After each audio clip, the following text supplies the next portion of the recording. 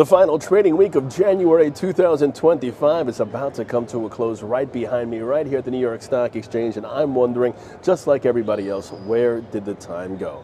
And talk about what a wild week it just was. We kicked off this past week with heavy losses in tech, courtesy of developments out of China's DeepSeek AI, artificial intelligence startup, which hammered tech and saw big losses from big tech staples like NVIDIA.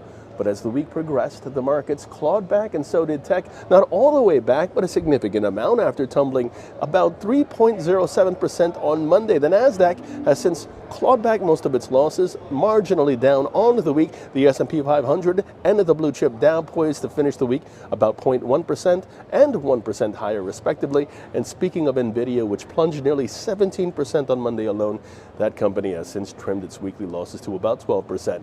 But a new week and a new month awaits. Yes, February is here. What will we see in the month ahead for the markets? Will the recent gains carry over, or will we see another market slide? You know what? Let's take a look right now. What will likely move the markets in the week ahead. Monday kicks off in China with the January cash-in manufacturing PMI read due out. Expectations 50.5. Then over in Europe, preliminary core harmonized consumer prices for the month of January await expectations 2.6% year over year. And then in the U.S., we have ISM manufacturing PMI scheduled for release. That's a report that's scheduled to come in at 49.5.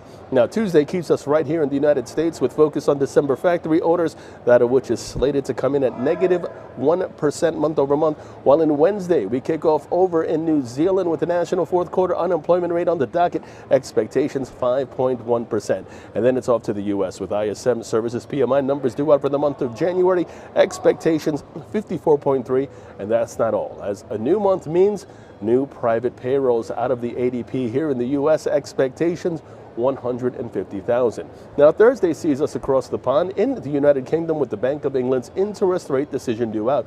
Expectations calling for a rate drop to 4.5% from 4.75%.